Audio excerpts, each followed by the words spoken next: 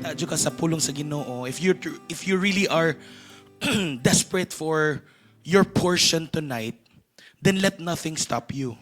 Okay? Even ka na imong tupad. Tanaw daw na imong tupad. Oh. Okay, dili na siya mahimog distraction sa imo ha. Amen? Even if akong tingog sa dili ni mahimog distraction.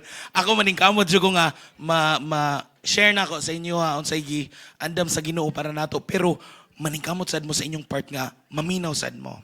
Amen? Nga wala yung makapugong sa inyo ha. Okay? Inay mong tubad, way makapugong nimo. Amen. Hallelujah. So to start everything, let's start this with a word of prayer muna. Let's all bow down our heads.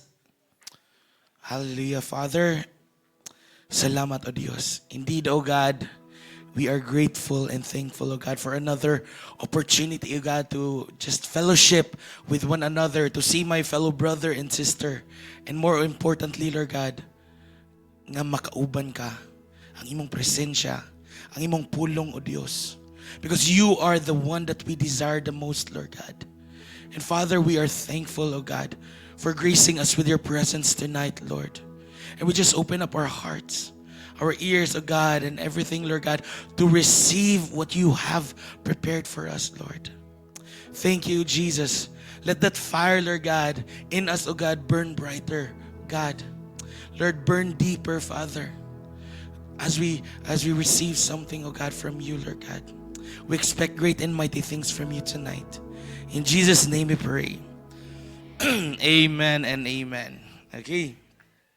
So, before choosing this topic, no, I already had prepared maybe one or two ng mga topics nga pwede na ko ma-share, like something about fasting, since that's what we are in right now. Amen ba? Fasting ba na matupad? Amen? Oh, okay. Tapos, or I could pick out something from my recent nga mga readings or sa devotional nako. However, God led me to this passage or to this topic tonight, okay? Which is, koan lang, it's all about radical discipleship or radical Christianity, basically. Okay? Ano naabot mo koan na? Because I was asking the Lord, sa may gusto nimo i-share or padawatan sa mga tao karon din. You know what? God just led me to the window. As in like literal dyan nga bintana. Tapos pagtanaw na ko, diha na dayon. Because as you all can observe, no, very busy kayo ang nasa gawas, right? Whether I don't know wherever you're living right now, no, but I think madunggan na to ang gabalik-balik lang ang playlist, no, tibok semana, no? Okay? And inga na ba murag I'm not here to discriminate or to talk down to other people or group, pero nakaana po ko ba? Halabot ang Christianity. Ingani po ka taka passionate, ingani po ka taka loud, quote and quote, loud, no? Kung baga, where is the radical Christianity nga same as the early church ba? Nga when the early church kadong panahon nilang Jesus ug mga disciples niya, wala man sila nagkuan og mga dagko kayo nga mga festivities or mga activities, no, pero why was it nga very effective man kay sila? It was because they were radical. Say the word radical. Okay? And mo to, this brought me to this topic na to karon, the cost of the cross. A journey into the radical discipleship and obedience.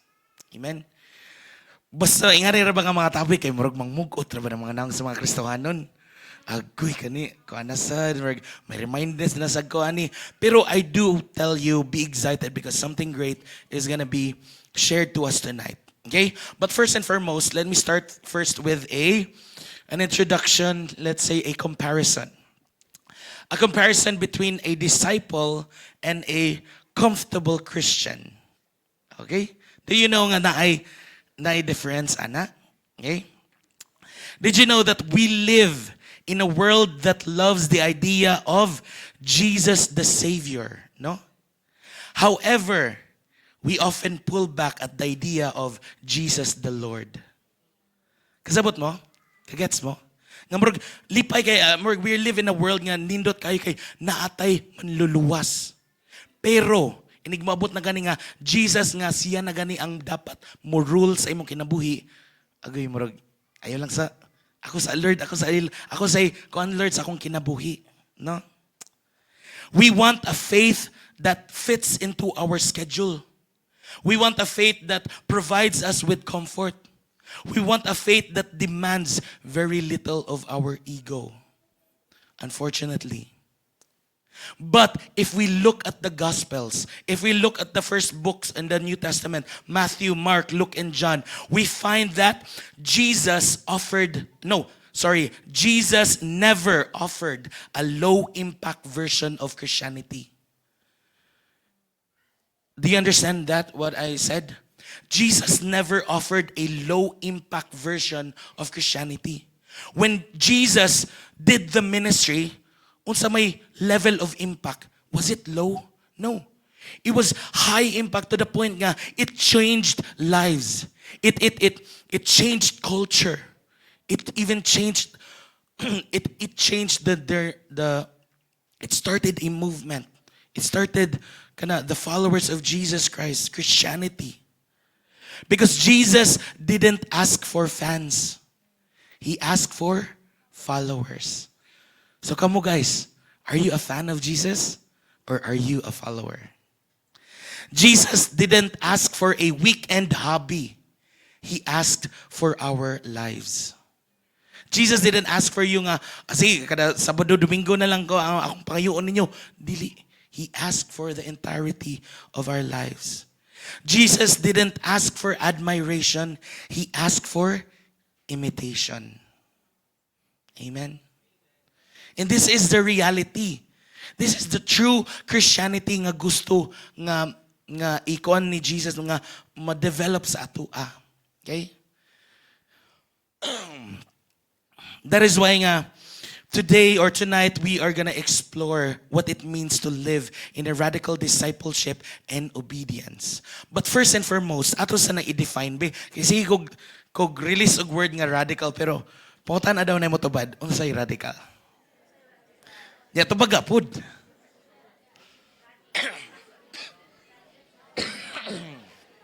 Bebe. Because promise, we are tossing this world a word every now and then. No, pero bitaw tinuod unsa man ang mga radical. Okay? Pero usually kaning mga radical no, murag madunggan nato ni kanang mga aktivista, ngana, kanang mga extremist, di ba? Kanang mga grabe kaayo nga mga kuan, no, mga die hard kaayo. Di ba? Usually, we hear that word radical. But I want you to know what is the real meaning of the word radical.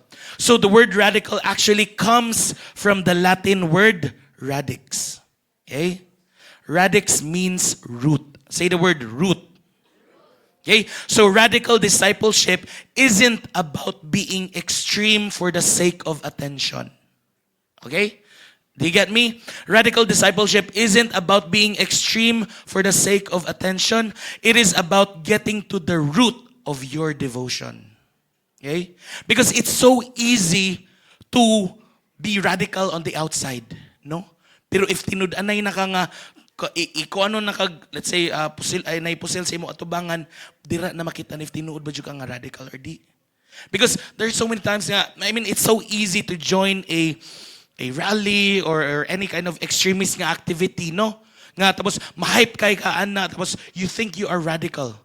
But when it comes to the reality, when it comes to the application, when it comes to the kanang tinuod na jud nga testing, dira matest ang imong pagka-radical. Okay? Dira matest ang imong kuan, the resolve of your belief, okay? That is why nga radicalism is not just about extreme kay ka sa outward, no? It is a faith that goes deeper than the surface, the superficial of every Sunday service, okay? The superficiality of our ministries. No. If tinuod jud nga radical Christian, It goes beyond that. And there's one verse that I would like to introduce to you. I think you already heard me. I think ako sa ning nawali. Encounter maata ni. Luke chapter 9 verse 23. Okay? Luke chapter 9 verse 23. It says there, "Then he said to them all, whoever wants to be my disciple must deny themselves and take up their cross daily and follow me." Kinsa diri gusto may mag-disciple ni Jesus? Amen. So, listen na. Nanghatag na si Jesus og tulo ka requirements. Okay? Unsa man ning mga requirements? Number 1, self-denial. Say it with me. Self-denial. It means saying no to the kingdom of the self so that you can say yes to the kingdom of God. Amen? Okay? So, the self-denial, the Greek term sa paggamit ani, aparneomai. Okay, meaning to deny oneself in the Greek means to disown or to utterly separate oneself from that person, from that thing. Okay? Did you know that this is the same word that was used when Peter denied Jesus 3 times? Do you remember that? That part in the Bible that Peter denied Jesus 3 times? That is the same word when Jesus said here nga, deny yourself. So meaning, to deny yourself is to look at your old nature, your old you, your old throne, and say nga, I do not know that man. Uy, wako kailaan na niya, uy. He is no longer in charge of my life. Okay? That is what it means nga, you deny yourself. Do you know, I think you know the story about when Peter denied Jesus, katulod siya gipangutan na. Okay? And grabe ang intensity ba? Dili oy kakita ko nimo nga naguban-uban pagani mo. Dili oy, di wa ko kailan ng tawana. I do not know that man. Kaduha na sa pangutan na. Oy, ikaw man jud to, kita ko nimo na. No, to the point nga na makak jud siya kay gideny jud niya. Okay? Mautan ako, is that how you deny yourself? Is that how you deny your fleshly nature? To the point nga, you utterly disown yourself. Okay? To the point nga, you say nga, wa na ko kailanang kanang karaan nga Ralph. No, uy, wa na ko kailanang niya. He's no longer in charge of my life. That is the first requirement. Okay? Second requirement is to carry the cross means sacrifice. Say the word sacrifice. Okay, the cross was an instrument of what? Humiliation, but more importantly, it is an instrument of execution. Diba? So to take up the cross is to die to your own agendas. Okay? And one thing that I learned, okay, deep dive to kuan is that, did you know that in the first century, if you saw a man carrying a cross through the streets, there is one thing that you already know for sure. That man is never coming back. When you see a man nga nagdala siya sa iyang cross, diba si Jesus, he was bringing the cross, right? Tapos on the streets, whenever you're just an onlooker there, tapos kakita ka, hala, gabit-bit, awa na, di na nimbalik. Why? Because that man is on a one-way trip. And when you say sacrifice, it means nga taking up your cross means nga wala kay plan B.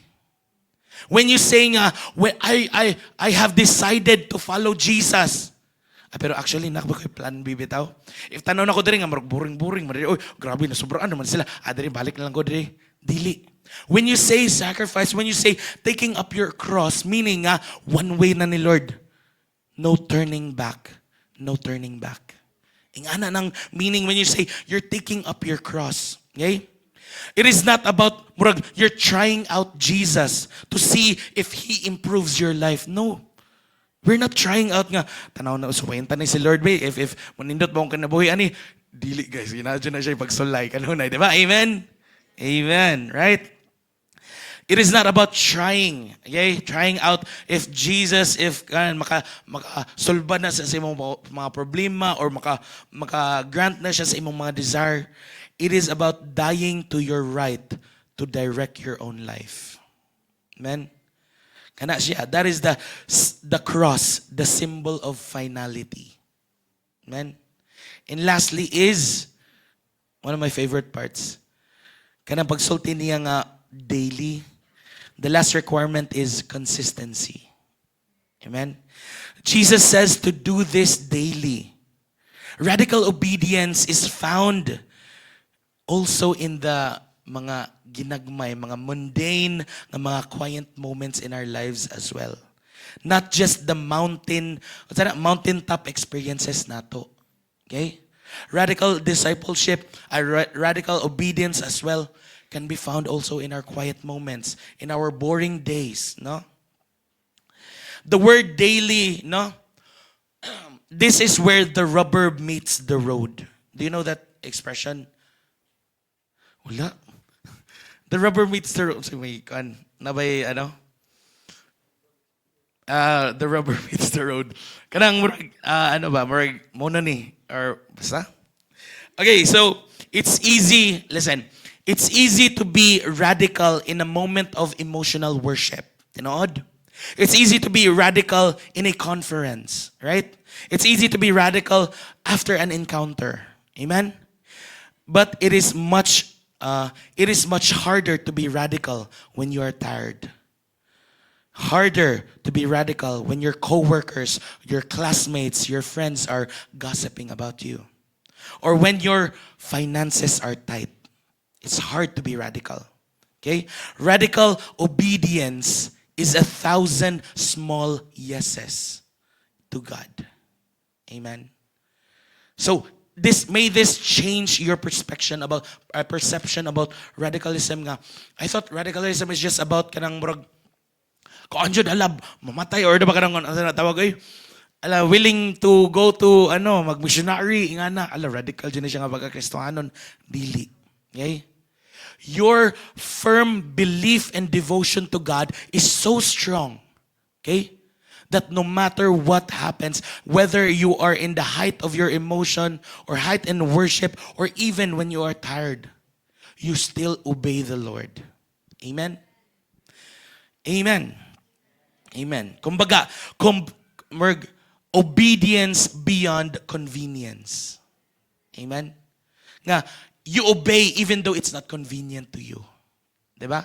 Kaya it's so easy to obey, to say yes if sayo na siya or okay, sige, maagian man na ako. Sige, dawatan lang ko na. Pero if it is out of your way, palikog hapit ani, pero opposite direction siya, murag dili na lang, kay murag, di mag. Pero if malabyan na nimo, goods kayo.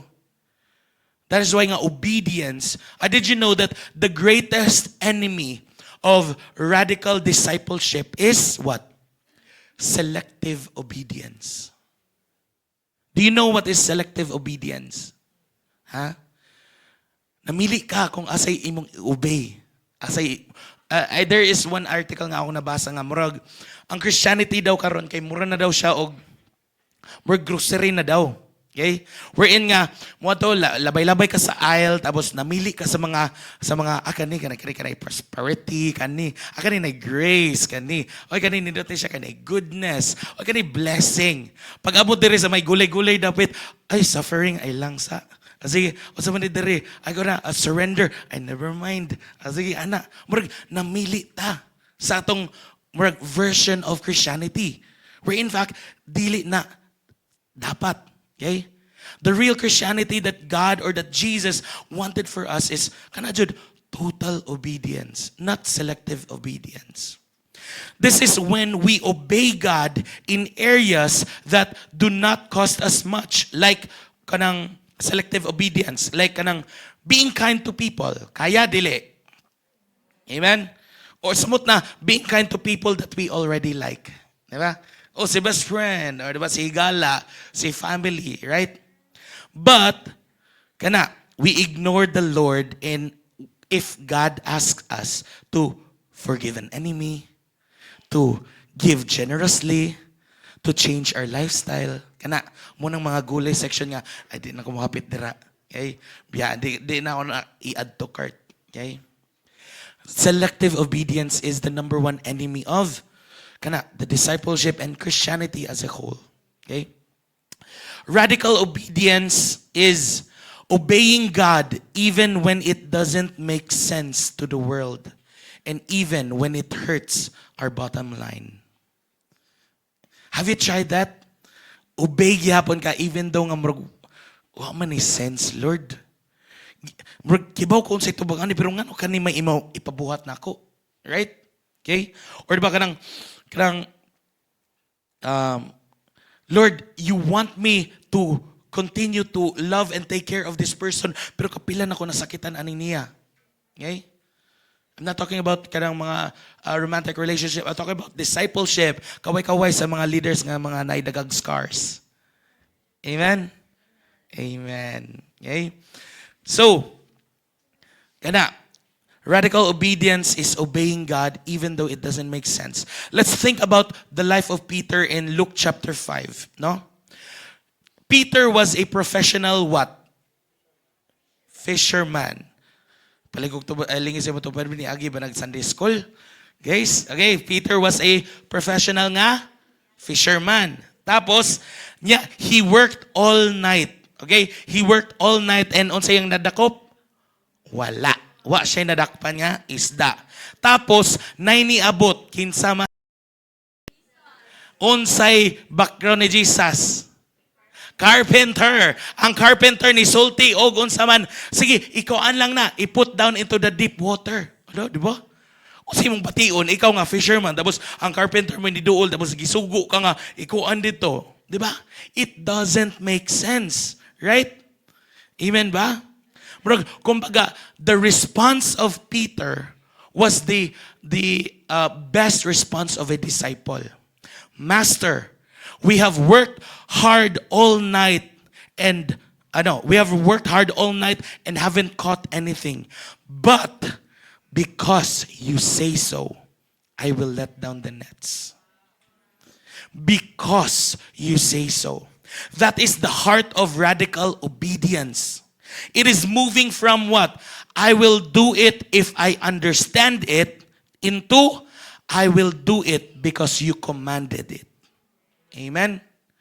Because there will be times nga, promise, na times nga, di jud ta kasabot sa mga gipang sugo ni Lord. No? Nga marag, usa man ni si Lord? Uy, marag, bali man utok si Lord. No? Nga, bitaw, promise, there will be times nga matested jud ang imong logic. Well, I tell you, God is beyond logic. Right? Amen ba? That is why nga, this is where we are tested sa atong obedience. If you are not convenient, are you still gonna be obedient? Amen? Amen. Hallelujah. So no, when it comes to ingani nga mga what do you call that? Mga topics no murag maguluanon kayo ang mga tao kay murag igo after igo after igo. Undang na Ralph, undang na. Okay? Pero that is why I'm excited to share this part of the message sa inyo ha.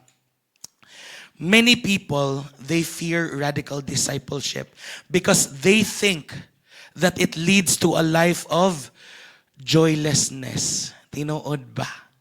Ha? Di lang sa ako mag-Christian or di sa ako mag-diehard nga Christian kay murag boring man. Di sa ako mag-diehard nga Christian kay murag laay man. Di sa ako mag-diehard Christian kay wa may lingaw dito. Kisay nakahunaw na ana before sa una. Ha? Nga karang nakakita ka sa imong mga Christian nga friends nga sige invite nimo tapos tanaw ka nga mas lingaw pa man ako kinabuhi ani nila oy. Or koan. So that is why nga people sometimes they fear to join this radical or kanang Christianity is because of that. Okay? However, or kumbaga, they fear that giving God total control means they're losing their identity. Okay? However, Jesus says in Matthew 11:29-30, it says there, "Take my yoke upon you and learn from me, for my yoke is easy and my burden is light." Amen. This is what we call the paradox of the yoke. Okay? So I heard this from way back the paradox of the yoke. Do you know what is a paradox? Ha? Paligog, pangutana daw sa matupad, be. Kasi nanay alamag. Paradox. Di na siya tambal, guys. Okay? Saman. Saman ang paradox. Ha? It is, two duha ka contradicting and contrasting statements, but they are true. Okay? But it's totally contradicting, pero it's real. It happens, or it's real. It's true. Okay? So there is a divine paradox here. Okay? The paradox of the yoke. When we try to carry the world on our shoulders, the burden is heavy. Tinood? But when we surrender everything, our career, our family, our reputation to Christ, we find true rest. Amen? That is why the paradox of the yoke. Excuse me. Surrender equals to freedom. The world's burden of anxiety, performance, and ego, and the yoke of Christ is purpose, rest, and divine partnership. That is why nga, tanaw na to nga, murag, di lang sa akong magkuan, mag sold out kay Lord, kay tanaw na ko, murag wala ni reward, or walay kuan, actually, dili. Okay? When you say na, you're carrying your cross, tanaw ni mo nga, it will be filled with burden, but the Lord says nga, His burden is light. The Lord says nga, you can carry it because I am with you. Because you are not carrying it alone. Because I am now in the picture. I am now with you carrying your cross. Because the picture, ana magod, if you're carrying your own cross, it's not just you alone. Na ay kamot nga nagtabang ni mog alsa. And muna si Jesus. Radical obedience is not a burden. It is a boundary that protects us and a path that leads to life. Amen? Amen. And I also found this famous quote by Dietrich Bonhoeffer. Ambot og sakto ba ang paglitok? Okay? To give a background aning Dietrich Bonhoeffer, no, actually he is known basta sa history nga who gave his life opposing the Nazi nga regime. Katong silang Adolf Hitler kato ba. So he's one of the kuan. Tapos he gave this famous quote na, when Christ calls a man, he bids him come and die. Ulo. Ralph, so na. Okay? So actually that sounds dark, that sounds grim, but actually until you realize what we are dying to. Okay? Until you realize unsa man day atong gikamatyan. Okay? We are dying to anxiety. We are dying to the exhausting pursuit of worldly success. We are dying to the need for approval. You're not just dying like physically nga, ay di lang ko ana, kamamatay man ko. Actually, wa ka kibaluon sa kanindot. Kanang dying to oneself. You are dying to your depression. You're dying to the things that are kanang nagagapos sa imuha. Okay? You're dying to that self that you hate the most. Okay? Because I do believe here there are a lot of individuals nga ang constant struggle is that they don't hate people, they hate themselves. They hate the version of themselves. To the point nga, they try to harm themselves. Right? But when we surrender everything to Christ, no? That means nga, the old has gone, the new has come. Amen? The radical part of the discipleship or Christianity isn't not just about the cost or unsa imong sacrifice. It is also about the reward. Say the word reward. We give a life we cannot keep to gain a life we cannot lose. Let me repeat. We give up a life that we cannot keep in order for us to gain a life that we cannot lose. Gets mo? Or sobrang na kong English, guys. Ha? Bisayon, samot. Saan man na. Okay? Pero inga na ba, kumbaga, it's not really, because if you are always focusing on the cost or what it means to follow Jesus, well, obviously, we're gonna take that into consideration. Pero, wa sa takibalo or maybe nakalimot ni mo nga, the reward. Kumbaga, makaingon ka nga, it is worth the sacrifice. It is worth the self-denial.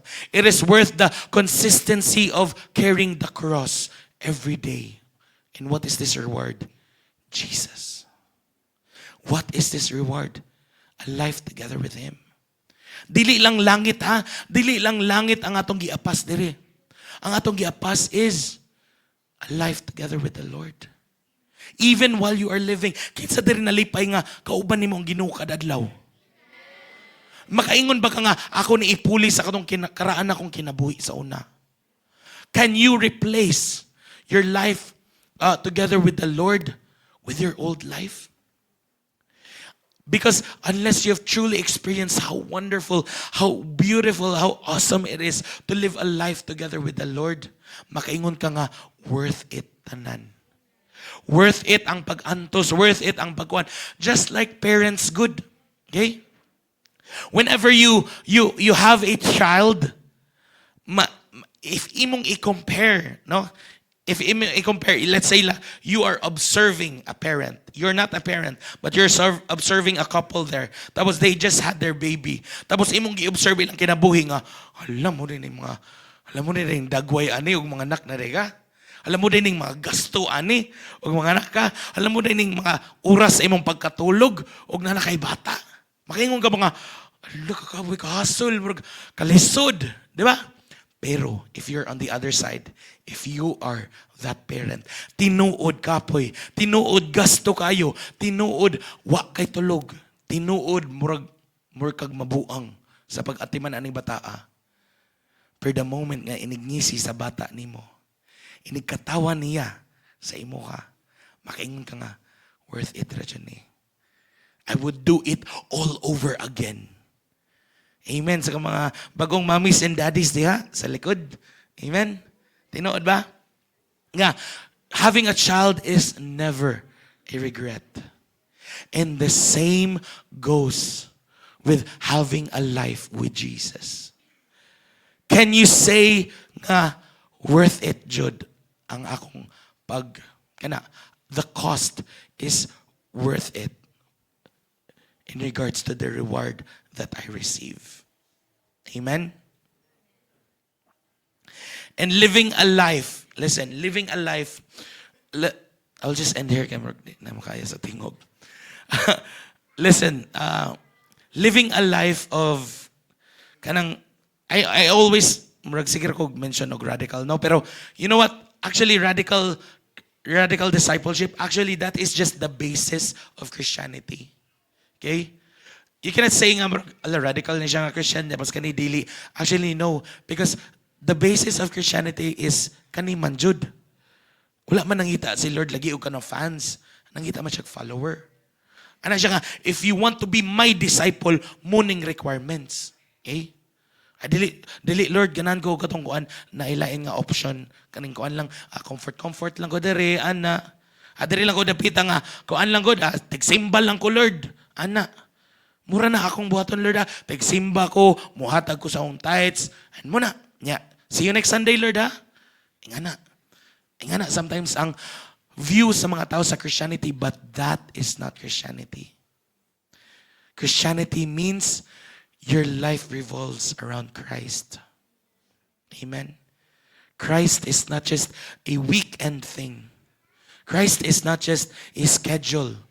He is your entirety. He is your life.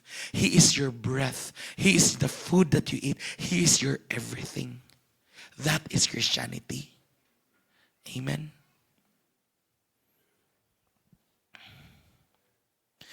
And living this kind of life, no? I tell you, you cannot or we cannot live this life by sheer willpower alone. Okay? You cannot live this life by willpower alone. If you try to be a radical disciple through your own strength, you know what? You will become a Pharisee. You will become just like the Pharisees that we read in the Bible. Okay? Pharisees that are proud. Kaya nga no, ala, perfect ako attendance kada Domingo. Wala ako kay ko, always jud ko naghatag sa akong kuan, offering og tithes. Wa jud ko na miss ana. Pharisees are proud. They're also exhausted. Kaya nga no, alagi mo lagi na sa outerly mga superficial lang mga paglihok-lihok ana. Pero sa tinuod wala dayto. Matod pa ni Jesus, you are like whitewashed tombs. Na puti kay mo sa gawas, pero sa sulod puros mo patay. Amen. And lastly is that Pharisees are also judgmental. Did you know that? Ha? Kay abi kay mulagi kay kuan lalagay ka kanang you are somebody in church na. Ala siya mo to, ala daghana ani yung ministry. Uy, ala grabe na kita man to na ko siya tatubangan. Akaron na nasa dito, ala na daghana ani yung talents. Uy, ana. And you somehow nga nakay ing ana, no? Kay mura lagi outward appearance lang, right? Sometimes you look down on people na. You become judgmental. Okay?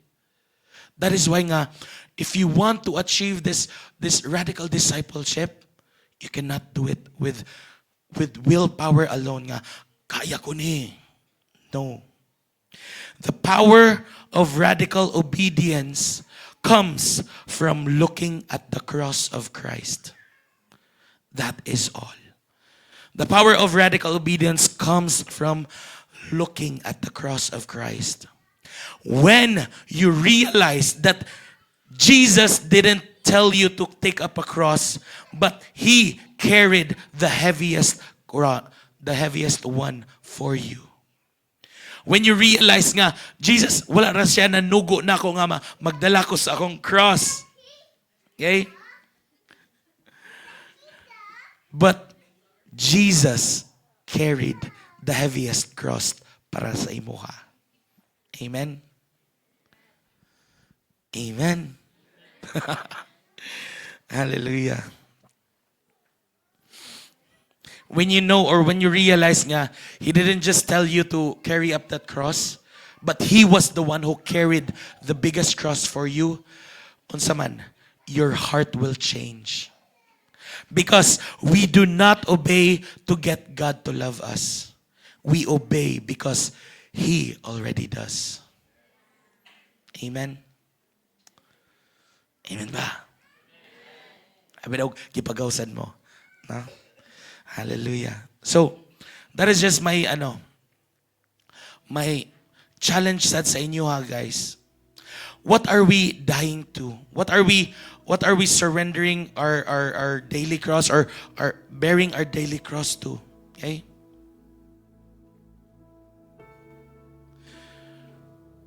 When God asked for the three requirements nga, deny yourself, surrender or sacrifice, and do it consistently. I believe there is one thing nga nim-pop up sa imong mind. Ang gidala sa Holy Spirit sa imo mo gi-convict ka. You need to give up this.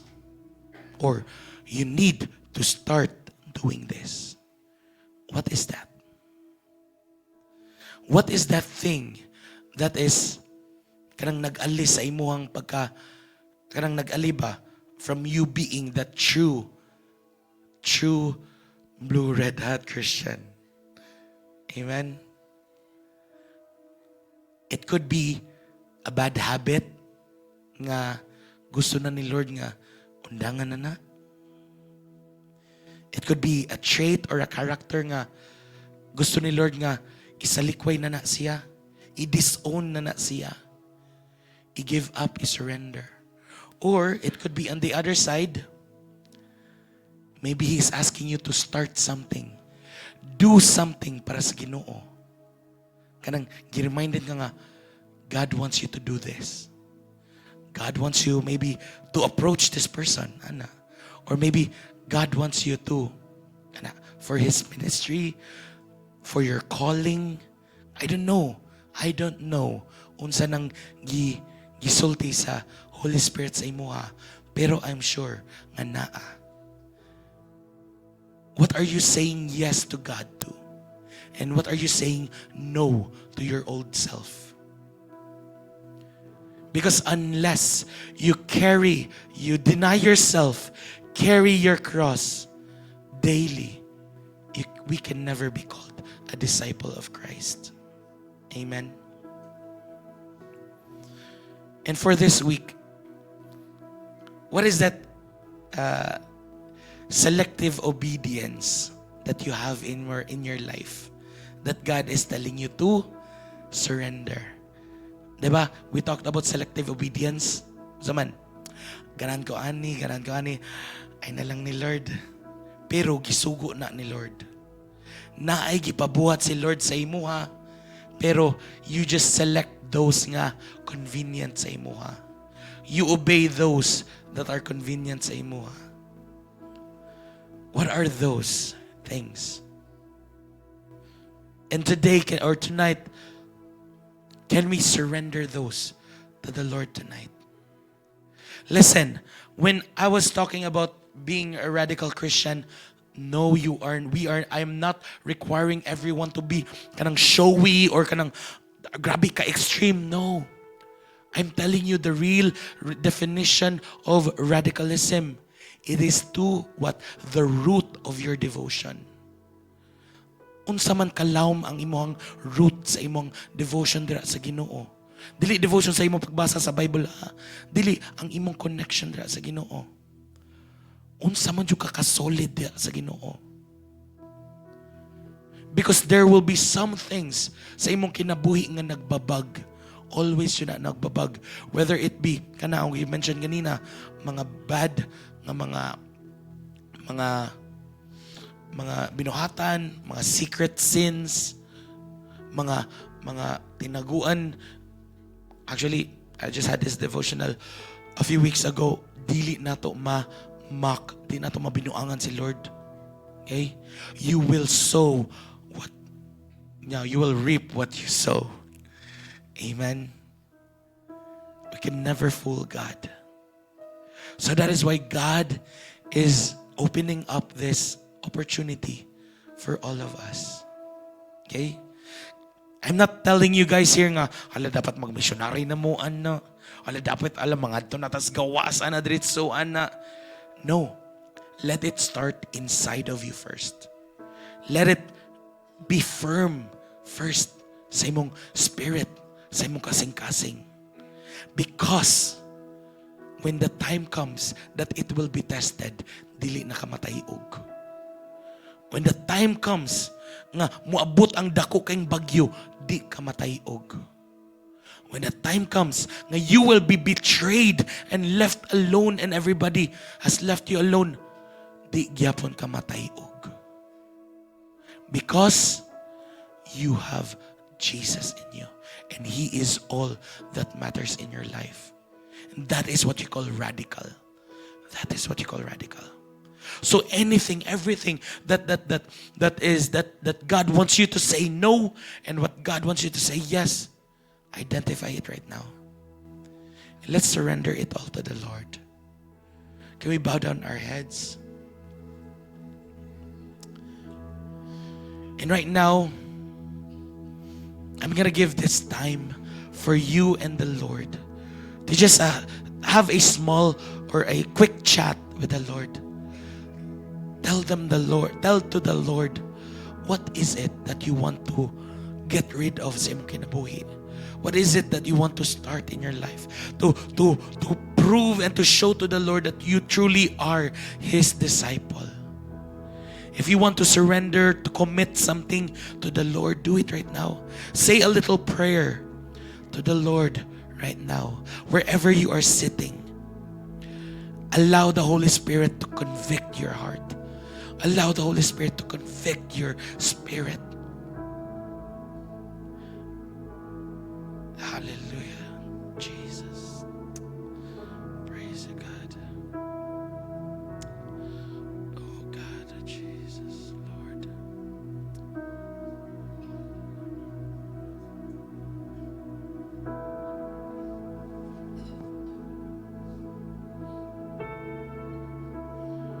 Holy Spirit, speak to us. Continue, God, to reveal your will sa among mga kinabuhi, O Diyos. This is what you want from us, O God. That is what you require from us, O God, to be your disciples, Lord. And Father, I know, Lord God, nga marag, it is a rough road ahead of us, Lord God. But Lord, we will not just focus on the cost, but we will focus on the reward. And the reward is you, Lord. A reward together, Lord God, a life together with you. A life eternally, Lord God, together with you, Lord. You are our reward, and you are worth every tear. You're worth every pain. You're worth every struggle, Lord God. Because that is how much we love you, Father. That is how much you're precious and important, Lord, sa among mga kinabuhi, O Diyos. Father God, Lord, speak, Lord God, to the hearts of your people tonight, Lord.